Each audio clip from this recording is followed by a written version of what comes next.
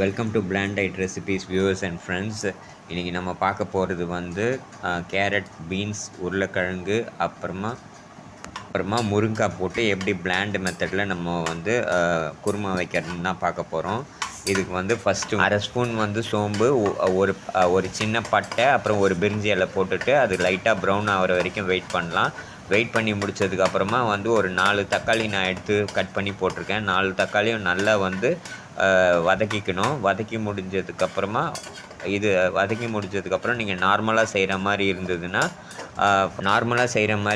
நீங்கள் தக்காளி போடுறதுக்கு முன்னாடியே ஒரு வெங்காயத்தை எடுத்து போட்டு வதக்கிக்கணும். வதக்கி முடிஞ்சதுக்கப்புறமா வந்து இஞ்சி பூண்டு பேஸ்ட் ஒரு அரை ஸ்பூன் போட்டு அதையும் வந்து அந்த பச்சை வாசனை போகிற வரைக்கும் வதக்கிக்கணும்.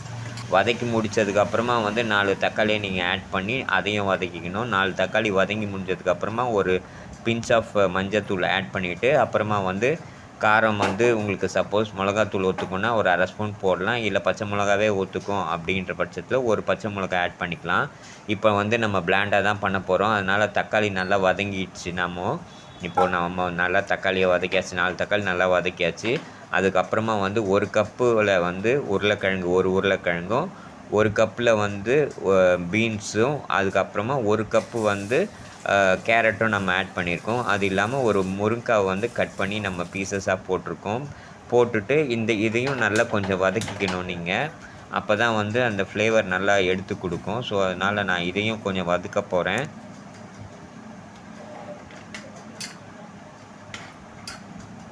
மீன்வைல் எல்லாருமே என்னோடய சேனலை வந்து சப்ஸ்கிரைப் பண்ணுங்கள், லைக் பண்ணுங்கள், ஷேர் பண்ணுங்கள், கமெண்ட் பண்ணுங்கள். உங்கள் ஃப்ரெண்ட்ஸ் அண்ட் ரிலேட்டிவ்ஸ்க்கும் இந்த வீடியோ வந்து ஷேர் பண்ணி விடுங்க. அவங்களையும் வந்து சப்ஸ்கிரைப் பண்ண சொல்லுங்கள். நீங்கள் கமெண்ட் பண்ணால் தான் நான் எங்கே மிஸ்டேக் பண்ணுறேன்னு தெரியும். அதுதான் எனக்கு மோட்டிவேஷனாகவும் இருக்கும். ஸோ அதனால் கமெண்ட் பண்ணுங்கள். நானும் டிஃப்ரெண்ட்டாக என்னென்ன பண்ணணுன்றதை நல்லா யோசித்து ஒவ்வொரு கண்டென்ட்டாக போடுறேன். ஸோ அதனால் நீங்கள் தயவுசெய்து எல்லாருமே லைக் பண்ணுங்கள், கமெண்ட் பண்ணுங்கள். அதுதான் எனக்கு மோட்டிவேஷனாக இருக்கும். இது வந்து பிளாண்ட் மெத்தட். ஸோ அதனால் வந்து எல்லா அல்சர் பேஷண்ட்டு, அப்புறமா எல்லா வயிறு சம்மந்தப்பட்ட எந்த பேஷண்ட்டாக இருந்தாலுமே இது சாப்பிட்லாம். ஏன்னா அந்தளவுக்கு வந்து இது சாப்பிட்றதுனால வயிற்றில் எரிச்சலோ எந்த ஒரு இரிட்டேஷனோ எதுவுமே கொடுக்காது. சாப்பிட்டதுக்கப்புறம் வயிற்றை ஒரு மாதிரி பண்ணுறதெல்லாம் இருக்கவே இருக்காது. ஏன்னா நம்ம மினிமல் அமௌண்ட் ஆஃப் ஸ்பைசஸும், அப்புறமா வந்து மினிமல் அமௌண்ட் ஆஃப் எண்ணெய், காய்கறியெல்லாம் வயிற்றை டிஸ்டர்ப் பண்ணாத காய்கறியாக பார்த்து தான் பண்ணுறோம் நம்ம. நார்மல் மெத்தட்னால் நான் ஏற்கனவே சொல்லிட்டேன் எப்படி பண்ணணும்னு சொல்லிவிட்டு. இப்போ வந்து பிளாண்ட் மெத்தடுக்கு தான் நான் இப்போ சொல்லிகிட்டு இருக்கேன். இந்த காயை நல்லா வதக்கிக்கணும். கொஞ்சம் கைவிடாமல் வதக்கிக்கிட்டே இருக்கணும், இல்லைன்னா அடி பிடிக்க ஆரம்பிச்சிடும். ஸோ நல்லா கிளறி விடுங்க. எந்த பக்கமும் வந்து நிற்காமல் எல்லா சைடுமே கிளறி விடணும்.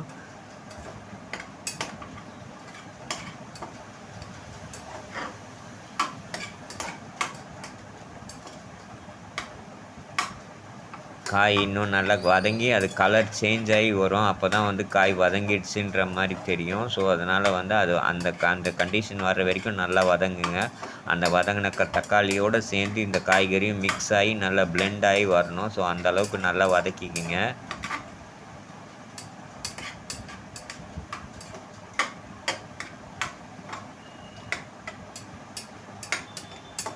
மீன்வைல் நார்மல் மெத்தடில் நீங்கள் பண்ணும்போது வந்து அந்த காயை வேக வச்சு எடுத்ததுக்கப்புறமா வந்து ஒரு மிக்சியில் வந்து ஒரு அரை மூடி தேங்காய் போட்டுட்டு, கொஞ்சமாக சோம்பு போட்டுட்டு, அதுக்கப்புறம் ஒரு 10 முந்திரி பருப்பையும் போட்டு நல்லா வந்து பேஸ்ட்டாக அரைச்சிட்டு, அதை வந்து நீங்கள் அந்த வெந்த காய்கறியோடு ஆட் பண்ணிங்கன்னா நல்லா திக்காக வரும் குருமா. பட் ஆனால் நான் வந்து டெசிகேட்டட் போட்டு தான் பண்ண போகிறேன். நீங்கள் நார்மல் மெத்தடுக்காக தான் நான் இதை ஏற்கனவே சொல்லிடுறேன் உங்களுக்கு. பட் நான் வந்து பிளாண்டாக பண்ண போகிறதுனால நான் டெசிகேட்டட் கோகோனட் தான் ஆட் பண்ண போகிறேன்.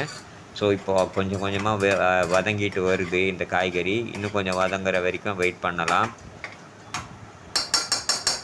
அவ்வளோதான், வதங்கி முடிஞ்சிடுச்சு. ஸோ இப்போ வந்து தேவையான அளவுக்கு நம்ம காய்கறி முழுகிற அளவுக்கு தண்ணி வச்சுட்டு ஹை ஃப்ளேமில் 4 விசில் வைக்கணும்.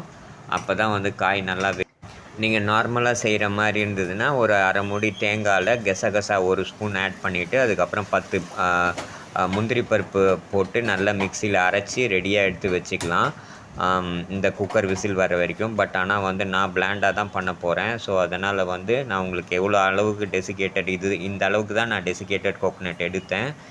அதே மாதிரி இந்த டெசிகேட்டட் கோகோனட்டில் வந்து உப்பு வந்து ஒரு 1 1/2 ஸ்பூன் நான் ஆட் பண்ணுறேன். 1 1/2 ஸ்பூனுன்றது என் அளவுக்கு கரெக்டாக இருக்கும். உங்களுக்கு வந்து எந்த அளவுக்கு உப்பு தேவையோ அந்த அளவுக்கு நீங்கள் உப்பு ஆட் பண்ணிக்கோங்க. இப்போ 4வது விசிலும் வந்துடுச்சு. இது கூட வந்து நீங்கள் என்ன பண்ணணும்னா, ஒரு எலுமிச்சம்பழமும் புழிஞ்சிக்கணும். அப்போ தான் டேஸ்ட் அண்ட் ஃப்ளேவர் நல்லா இருக்கும். இப்போ வந்து நான் டெசிகேட்டட் கோகனட் அப்புறம் அந்த உப்பு கலந்த இதையும் ஊற்றியாச்சு. டெசிகேட்டட் கோகனட்டும் உப்பும் கலந்தது ஊற்றியாச்சு. இப்போ வந்து நான் எலுமிச்சம்பழம் புழிஞ்சு வச்சுருந்தேன். ஒரு ஒரு ஒரு மீடியம் சைஸ் எலுமிச்சம்பழம் புழிஞ்சு வச்சுருந்தேன். அதையும் வந்து இதில் ஊற்றியாச்சு. ஊற்றிட்டு கொஞ்சம் நல்லா கலந்து விட்டுறணும். நாலா பக்கமும் கலந்து விட்டிங்கன்னா அந்த டெசிகேட்டடும் ப்ளஸ் அந்த எலுமிச்சம்பழம் சாறும் வந்து நல்லா பிளெண்ட் ஆகிடும் இதோட.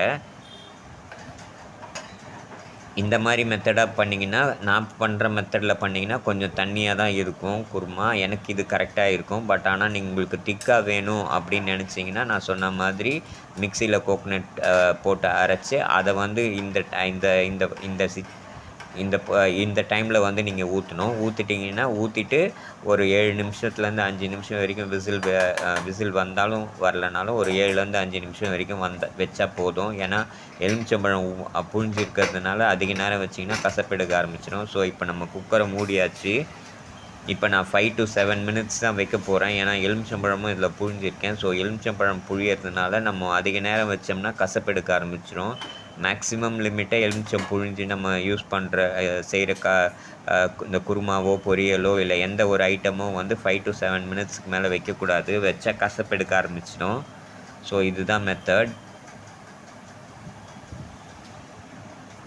இந்த மாதிரி டைப் ஆஃப் ஃபுட்டு சாப்பிட்டிங்கன்னா அல்சர் பேஷண்ட்ஸ்க்கு எந்த ஒரு டிஸ்டர்பன்ஸும் வராது. அவங்களுக்கும் ஒரு டிஃப்ரெண்ட்டான ஒரு குழம்போ இல்லை ஒரு குருமாவோ இல்லை ஒரு ரசமோ அது மாதிரிலாம் சாப்பிட்ட மாதிரி இருக்கும். என் சேனலை எல்லாருமே ஃபாலோ பண்ணால் இதில் எல்லா டைப் ஆஃப் குருமா, ரசம், அப்புறமா சாம்பார் எப்படி ஒரு அல்சர் பேஷண்ட்க்கோ இல்லை ஒரு கேஸ்ட்ரோ பேஷண்ட்க்கோ இல்லை ஒரு லிவர் ப்ராப்ளம் இருக்க பேஷண்ட்க்கோ இல்லை போஸ்ட் ஆப்பரேட்டிவ் கேர் தேவைப்படுற பேஷண்ட்டுக்கோ இல்லை வந்து ஆஃப்டர் ப்ரெக்னென்சி பீரியடில் இருக்கிற லேடிஸ்க்கு கூட இந்த டைப் ஆஃப் ஃபுட் வந்து சாப்பிட்லாம்.